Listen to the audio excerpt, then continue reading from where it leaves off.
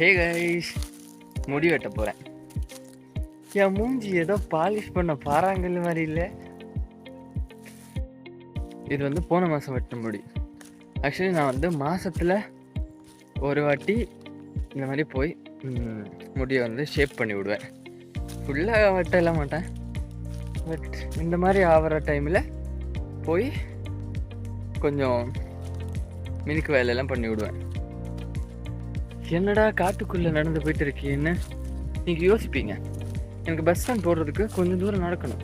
இது வந்து நம்மளோட மாமாவோட வேலை தான். இதோட எண்டில் தான் நம்மளோட வீடு இருக்குது. கொஞ்சம் மேலே ஏறி அப்புறம் கீழே இறக்கி மெயின் ரோட்டுக்கு போய் அங்கே பஸ் கிடைக்கும், ஓடிடலாம், போயிடலாம். நான் எப்போவும் ஸ்லிம்மாக இருக்கிறதுக்கான ரீசன், இந்த மலையெல்லாம் ஏறினா பின்ன எப்படி சாப்பிட்றதெல்லாம் உடனே போயிடும். இங்கே பார்த்தீங்களா, இதுதான் நம்மளோட மாமாவோட வீடு. இந்த வீடை பற்றி ஒரு ஸ்டோரி கூட போட்டிருக்கேன் நான். அண்ட் இந்த ரோடு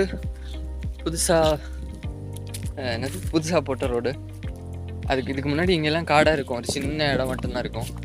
அதுவும் நம்ம காட்டியிருக்கோம் நம்மளோட சேனலில். அண்ட் வேணும்னா ஃப்ரெண்ட் வியூ பாருங்கள்.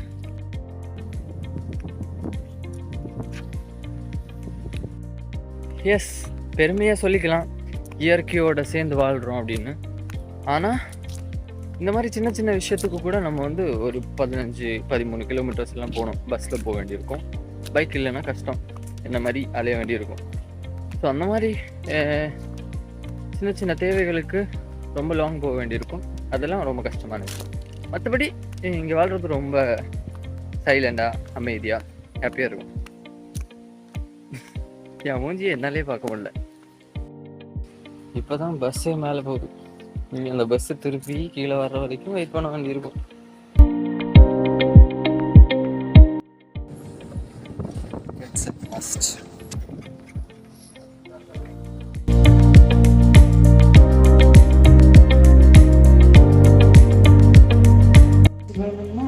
வரணும், அவசரம் வந்துச்சு.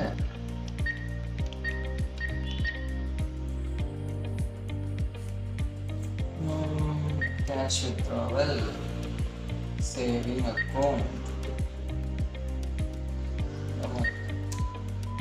அமௌண்ட் அடிக்க மறந்துட்டேனே.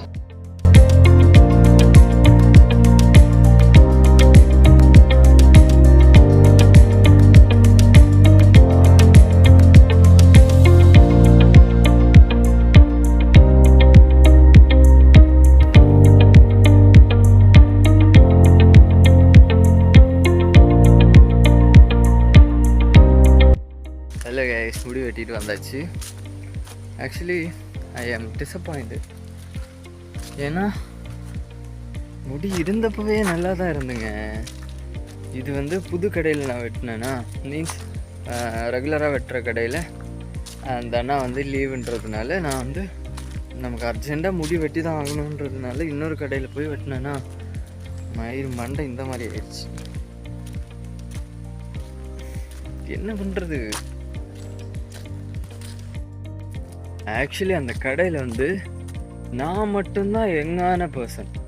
மிச்சம் எல்லாரும் வெட்ட வந்த எல்லாரும் இந்த பெரிய பெரிய ஆட்கள், வயசானவங்க. என்னை வெட்டினது கூட ஒரு வயசானவர் தான். அவர்கிட்ட நான் சொன்னேன், ஆனால் இப்படியெல்லாம் வெட்டணும், ஒரு மாடல் கூட காமிச்சு சொன்னேன். வெட்டுறேன் போன்னு சொல்லி மீன்ஸ் வெட்டிட்டாரு. ஏதோ அவரால் முடிஞ்ச மாதிரி ட்ரை பண்ணிட்டாரு. ஆனால் கரமம் எனக்கு பிடிக்க மாட்டேங்குது, சாட்டிஸ்ஃபையே ஆக மாட்டேங்குதுங்க. அது ஏன்னு தெரியல. நான் வந்து ஒரு கடையில் 3 அண்ணாங்க இருப்பானுங்க.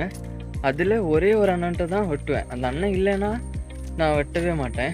இன்றைக்கி கூட கால் பண்ணி கேட்டேன், அந்த அண்ணன் இன்றைக்கி வரமாட்டான்னு சொன்னான். அதனால் அந்த கடையில் போகாமல் இன்னொரு கடையில் போய் வெட்டினேன். கரம என் மண்டை இப்படி இருக்குது. எனக்கு தெரியல, அந்த அண்ணா வெட்டினாலும் இந்த மாதிரி தான் இருக்குமான்னு எனக்கு தெரியல. பட் இது வந்து ஒரு மாதிரி என்னால் அக்செப்ட் பண்ணிக்கவே முடியல.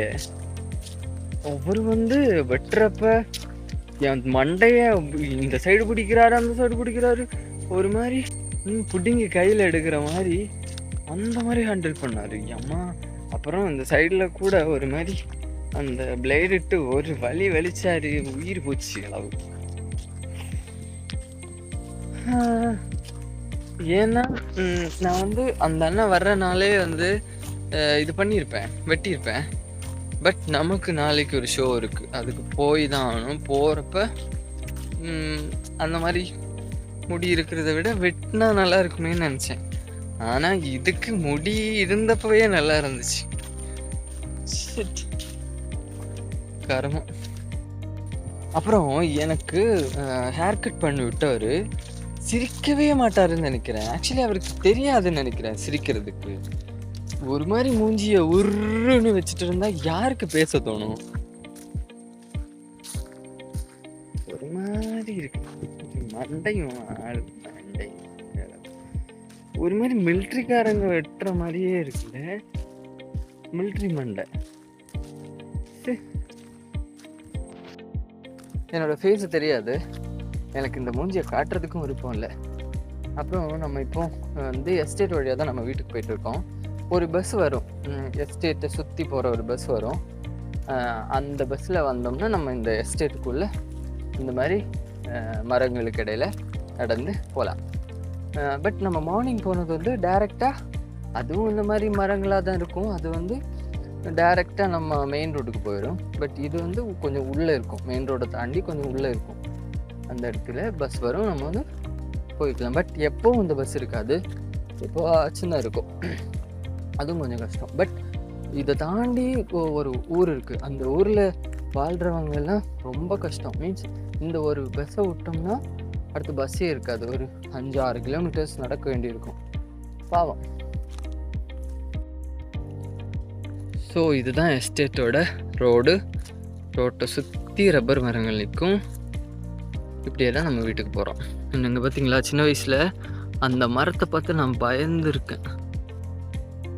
ஒரு மாதிரி பயமுறுத்துகிற மாதிரி இருக்குல்ல, இந்த அனகொண்டா படத்தில் நான் வர மாதிரி பாம்பு மாதிரி இருக்கும் அந்த மரம், அந்த ஒயிட் கலர் மரம். ஆக்சுவலி எனக்கு பிடிச்ச மாதிரி நான் ஹேர் கட் பண்ணிட்டு வீட்டுக்கு வந்தாலே எங்கள் அம்மா வந்து இது என்ன ஹேர் கட் பண்ணியிருக்க அப்படி இப்படின்னு சொல்லுவாங்க. இப்போ எனக்கே பிடிக்கல என்னோடய ஹேர் கட்டு, எங்கள் அம்மா என்ன சொல்ல போகிறாங்களோ. ஃபைனலி வீட்டை வந்தடைந்து விட்டோம். ஏம்மா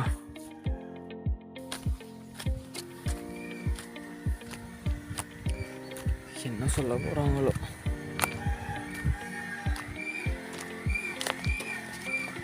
மா வெட்டுனே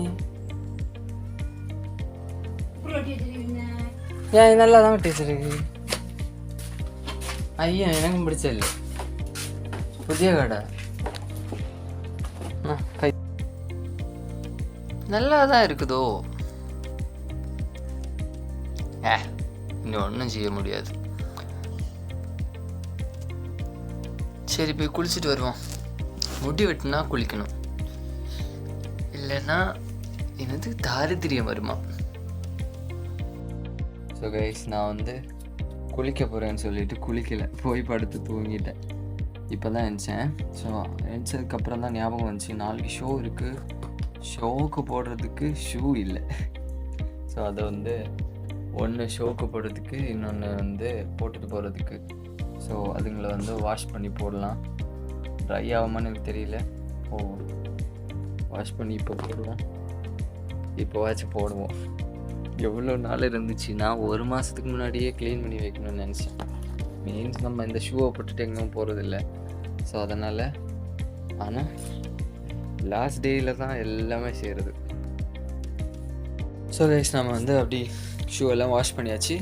இதை தொடச்சி காய வைக்கணும், அவ்வளோதான். அடுத்து குளிச்சுட்டு வந்து அப்புறம் நைட்டு அப்படி போவோம். அவ்வளோதான் கைஸ். இந்த வீடியோ உங்களுக்கு பிடிச்சிருக்கு நம்புகிறேன். திடீர்னு இந்த வீடியோ ஷூட் பண்ணலான்னு நினச்சேன், அப்படி ஷூட் பண்ணேன். இனிமேல் அப்படி கண்டினியூஸாக டெய்லி விலாக் போடணுன்னு ஆசையாக தான் இருக்குது. பட் கண்டென்ட் எதுவும் இல்லை, சும்மா வெட்டியாக இருக்கிற எனக்கு என்ன போடணும் தெரியலையே. மேபி எங்கேயாச்சும் போடுறது அப்படி ஏதாச்சும் வீடியோ கண்டினியூஸாக போட ட்ரை பண்ணுறேன். அண்ட் ஹோப் இந்த வீடியோஸ் உங்களுக்கு பிடிச்சிருக்கோம் நம்புகிறேன். பை.